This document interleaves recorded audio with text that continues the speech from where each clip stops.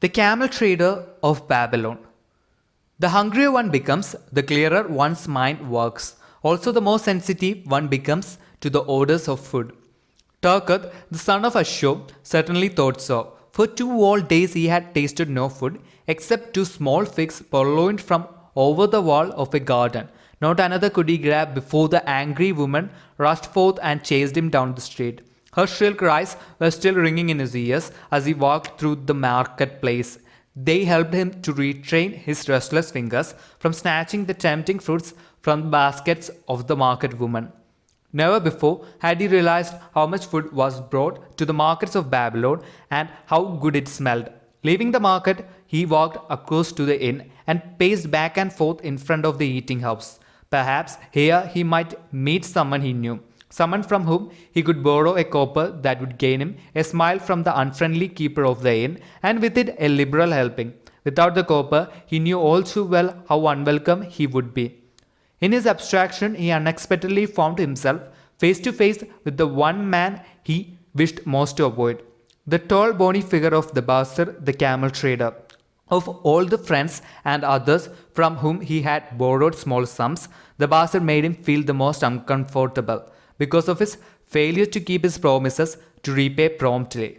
The Basir's face lighted up at the sight of him. Ah, this Turkath, just the one I have been seeking that he might repay the 2 pieces of copper which I lent him a moon ago. Also the piece of silver which I lent to him before that. We are well met. I can make good use of the coins this very day. What say, boy? What say? Turkath stuttered and his face flushed. He had not in his empty stomach to nerve him to argue with the outspoken the Basir. I am sorry, very sorry, he mumbled weakly, but this day I have neither the copper nor the silver with which I could repay. Then get it, the Basir insisted. Surely thou canst get hold of a few coppers and a piece of silver to repay the generosity of an old friend of thy father who aided thee when thou wast in need.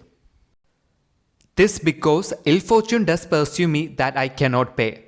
Ill fortune, wouldst blame the gods for thine own weakness. Ill fortune pursues every man who thinks more of borrowing than of repaying.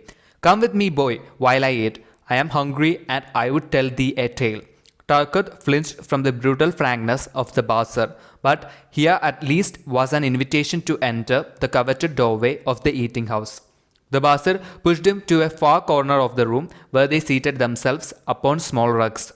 When Koskor, the proprietor, appeared smiling, the Basir addressed him with his usual freedom. Fat lizard of the desert, bring to me a leg of the god, brown with much juice and bread and all of the vegetables, for I am hungry and want much food. Do not forget my friend here. Bring to him a jug of water. Have it cooled, for the day is hot. Turkath's heart sank. Must he sit here and drink water while he watched this man devour an entire goat leg? He said nothing. He thought of nothing he could say. The Basir, however, knew no such thing as silence. Smiling and waving his hand good-naturedly to the other customers, all of whom knew him, he continued, I did hear from a traveller just returned from Urfa of a certain rich man who had a piece of stone cut so thin that one can look through it. He put it in the window of his house to keep out the rains. It is yellow, so this traveller does relate, and he was permitted to look through it, and all the outside world looked strange and not like it really is. What say you to that, Turkath? Thinks all the world could look to a man a different color from what it is? I dare say, responded the youth, much more interested in the fat leg of God placed before the Basir.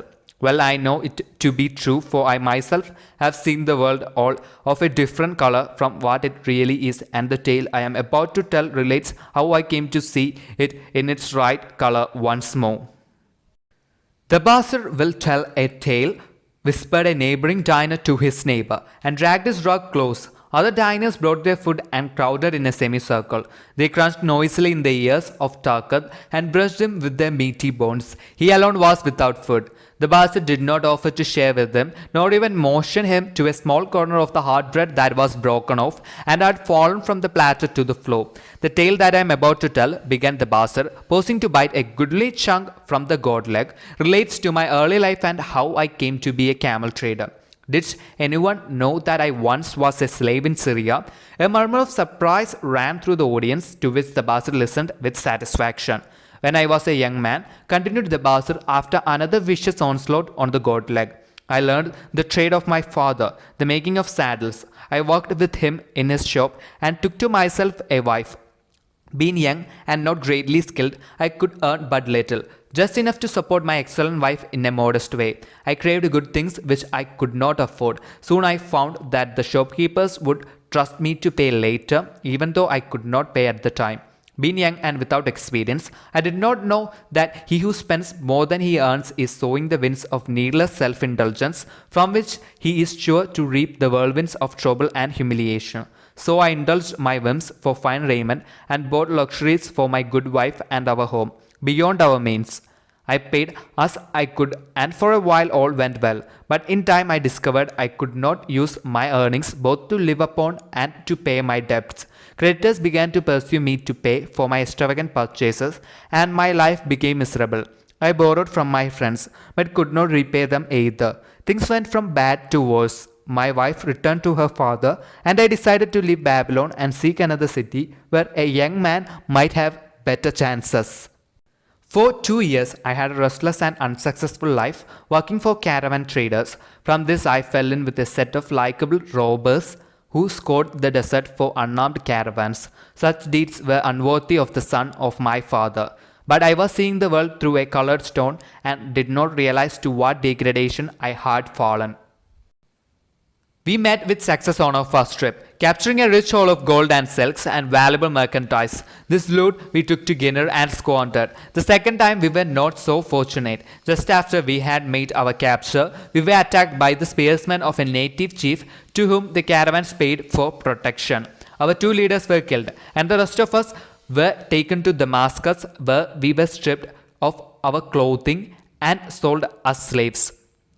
I was purchased for 2 pieces of silver by a Syrian desert chief. With my hair shorn and but a loincloth to wear, I was not so different from the other slaves. Being a reckless youth, I thought it merely an adventure until my master took me before his 4 wives and told them they could have me for a eunuch. Then indeed did I realize the hopelessness of my situation. These men of the desert were fierce and warlike. I was subject to their will without weapons or means of escape. Fearful I stood as those 4 women looked me over. I wondered if I could expect pity from them. Sirah, the first wife, was older than the others. Her face was impassive as she looked upon me. I turned from her with little consolation. The next was a contemptuous beauty who gazed at me as indifferently as if I had been a worm of the earth. The 2 younger ones tittered as though it were all an exciting joke.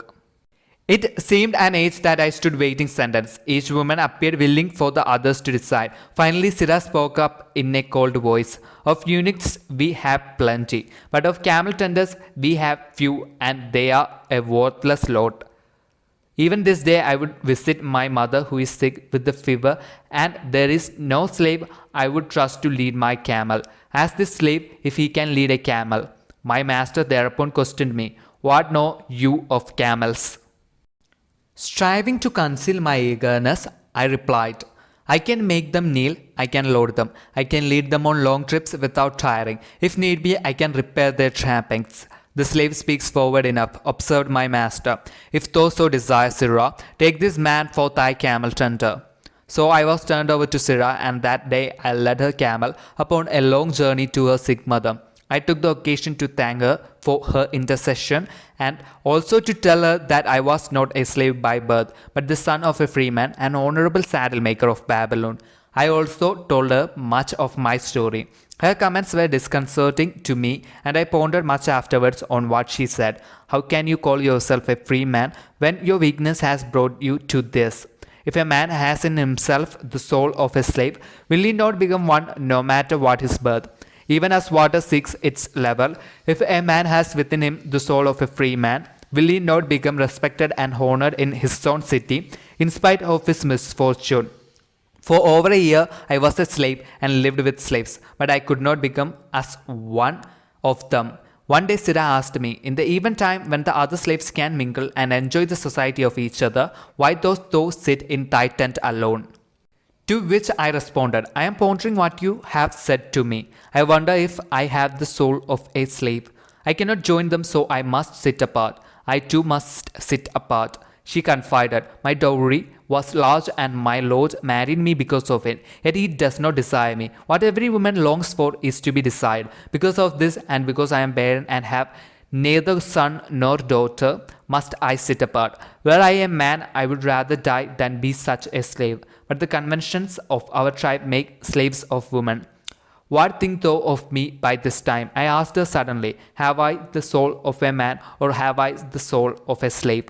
Have you a desire to repay the just debts you owe in Babylon? She parried. Yes, I have the desire, but I see no way. If thou contentedly let the years slip by and make no effort to repay, then thou hast but the contemptible soul of a slave. No man is otherwise who cannot respect himself, and no man can respect himself who does not repay honest debts. But what can I do who am a slave in Syria? Stay a slave in Syria, thou weakling. I am not a weakling, I denied hotly. Then prove it. How? Does not thy great king fight his enemies in every way he can and with every force he has? Thy debts are thy enemies. They ran thee out of Babylon. You left them alone and they grew too strong for thee. Hast fought them as a man, thou couldst have conquered them and been one honored among the townspeople. But thou had not the soul to fight them, and behold, thy pride hath gone down until thou art a slave in Syria. Much I thought over her unkind accusations, and many defensive phrases I worded to prove myself not a slave at heart. But I was not to have the chance to use them. 3 days later, the maid of Sirah took me to her mistress. My mother is again very sick, she said. Saddle the 2 best camels in my husband's herd. Tie on water skins and saddlebags for a long journey. The maid will give thee food at the kitchen tent. I packed the camels, wondering much at the quantity of provisions the maid provided, for the mother dwelt less than a day's journey away. The maid rode the rare camel which followed, and I led the camel of my mistress. When we reached her mother's house, it was just dark. Surah dismissed the maid and said to me, the bastard has thou the soul of a free man or the soul of a slave? The soul of a free man, I insisted. Now is thy chance to prove it. Thy master hath imbibed deeply and his chiefs are in a stupor. Take then these camels and make thy escape. Here in this bag is raiment of thy masters to disguise thee. I will say thou stole the camels and ran away while I visited my sick mother. Thou hast the soul of a queen, I told her. Much do I wish that I might lead thee to happiness. Happiness, she responded, awaits not the runaway wife who seeks it in far lands among strange people. Go thy own way, and may the gods of the desert protect thee, for the way is far and barren of food or water. I needed no further urging, but thanked her warmly and was away into the night. I knew not this strange country and had only a dim idea of the direction in which lay Babylon, but struck out bravely across the desert toward the hills. One camel I rode and the other I led. All that night I travelled and all the next day, urged on by the knowledge of the terrible fate that was meted out to slaves who stole their master's property and tried to escape. Late that afternoon, I reached a rough country as inhabitable as the desert. The sharp rocks bruised the feet of my faithful camels, and soon they were picking their way slowly and painfully along. I met neither man nor beast and could well understand why they shunned this inhospitable land. It was such a journey from then on as few men lived to tell of. Day after day we plodded along. Food and water gave out. The heat of the sun was merciless. At the end of the 9th day, I slid from the back of my mount with the feeling that I was too weak to ever remount and I would surely die, lost in this abandoned country. I stretched out upon the ground and slept, not waking until the first gleam of daylight. I sat up and looked about me. There was a coolness in the morning air. My camels lay dejected not far away. About me was a vast waste of broken country covered with rock and sand and thorny things. No sign of water, not to eat for man or camel. Could it be that in this peaceful quiet I faced my end? My mind was clearer than it had ever been before. My body now seemed of little importance. My parched and bleeding lips, my dry and swollen tongue, my empty stomach, all had lost their supreme agonies of the day before. I looked across into the uninviting distance and once again came to me the question, Have I the soul of a slave or the soul of a free man? Then with clearness I realized that if I had the soul of a slave, I should give up, lie down in the desert and die, a fitting end for a runaway slave. But if I had the soul of a free man, what then? Surely I would force my way back to Babylon, repay the people who had trusted me, bring happiness to my wife who truly loved me, and bring peace and contentment to my parents. Thy debts are thine enemies who have run thee out of Babylon. Sirrah had said, yes, it was so. Why had I refused to stand my ground like a man? Why had I permitted my wife to go back to her father? Then a strange thing happened. All the world seemed to be of a different color, as though I had been looking at it through a colored stone which had suddenly been removed. At last I saw the true values in life. Die in the desert, not I. With a new vision, I saw the things that I must do. First, I would go back to Babylon and face every man to whom I owed an unpaid debt. I should tell them that after years of wandering and misfortune, I had come back to pay my debts as fast as the gods would permit. Next, I should make a home for my wife and become a citizen of whom my parents should be proud. My debts were my enemies, but the men I owed were my friends, for they had trusted me and believed in me. I staggered weakly to my feet. What mattered hunger? What mattered thirst? They were but incidents on the road to Babylon. Within me surged the soul of a free man, going back to conquer his enemies and reward his friends. I thrilled with the great resolve. The glazed eyes of my camels brightened at the new note in my husky voice. With great effort, after many attempts, they gained their feet. With pitiful perseverance, they pushed on toward the north, where something within me said we would find Babylon.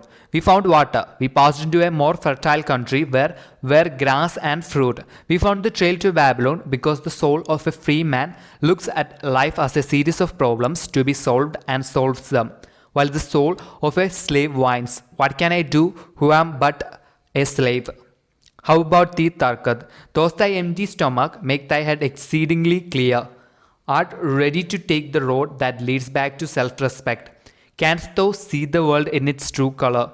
Hast thou the desire to pay thy honest debts, however many they may be, and once again be a man respected in Babylon?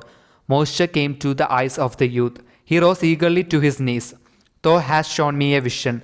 Already I feel the soul of a free man surge within me. But how fared you upon your return? Questioned an interested listener.